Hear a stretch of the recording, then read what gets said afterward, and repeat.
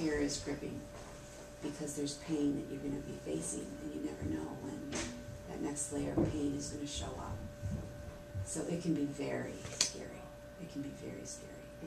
And I think the average person who tries to do this would never be able to do it without experiencing fear. That's just kind of an obvious thing that's going to come up. As far as people I've talked to or shared with, it can be a very scary process.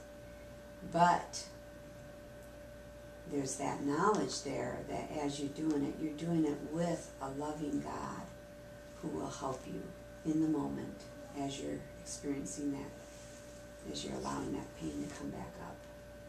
He does something there in it that protects you and you know, helps you to have the wherewithal to just keep going. But it's also very critical that we ask Him when we do this. We don't do this unless we ask for the grace to keep the heart open. You know, because we really can't do it on our own. This is way too deep.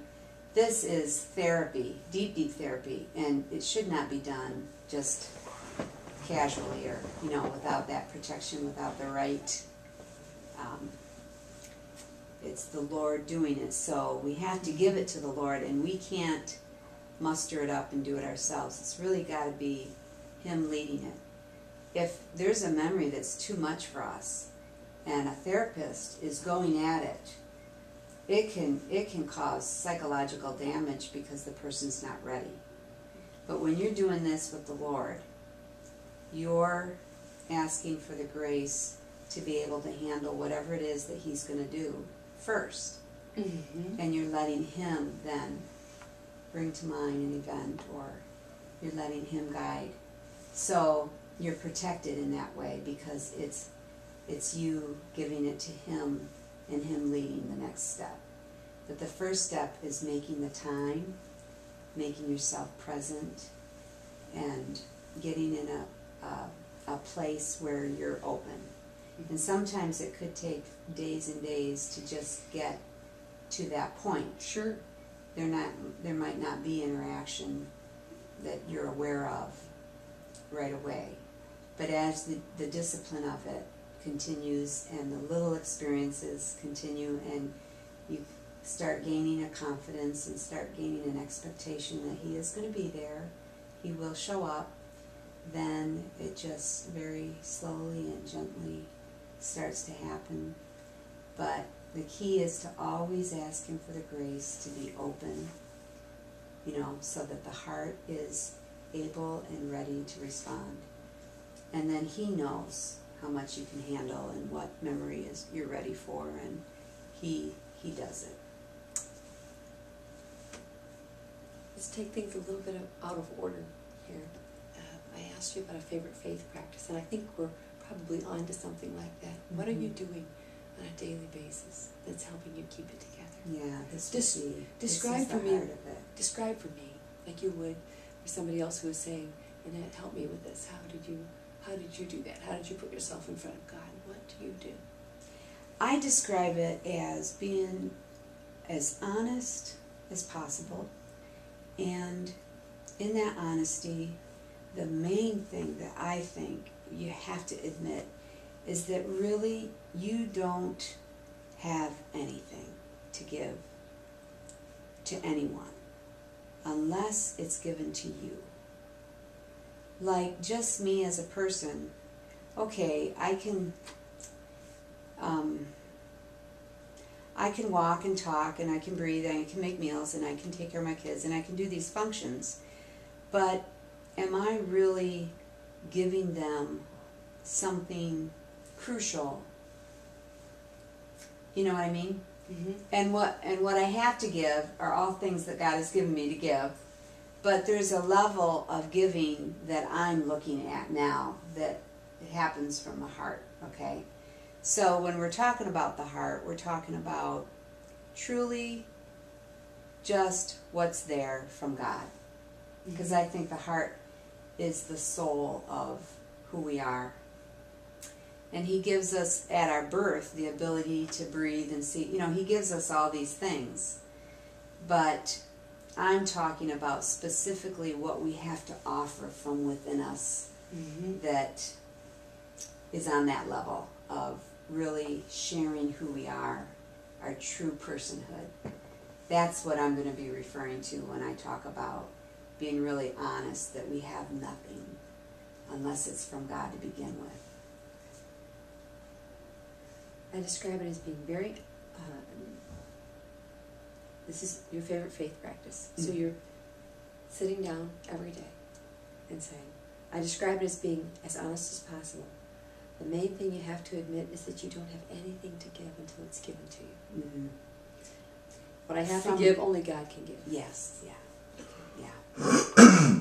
Annette, can I ask something? So in a way, it's being really selfish. It's saying, God, you tell me to come to you like a child. How does a child come to his dad? The child is not thinking, hey, we should be helping Mommy make breakfast. It's morning and we got to get to school. You know, the child is not thinking, did you sleep all right? You know, the child is just ready to receive. He just wants to know Daddy's right there. Mommy's right there. And the child is scared to death of the dark and waking up without somebody, you know, it's that desperate need for that person or that something. It's that desperate need. And that's what the child is most aware of anything. And so in that desperate need, when those needs are fulfilled, that child matures and is happy and has something then to offer. But that child has to be a child first. And that's really what I think the Lord is saying when he says, come to me as little children. Be as open and honest and desperate and needy as you really are, because I created you to need me. I created you to be this way so that you will come to me and get from me what you need. So we try to fill it with so many other things and it just doesn't quite get it, you know. We can cope, we can kind of get by, but we're not really experiencing that. So I think we're supposed to be experiencing that somehow. We should know this by now. We're adults. We should have a lot, you know, you should be this good, you know, person interviewing. You have something to offer people.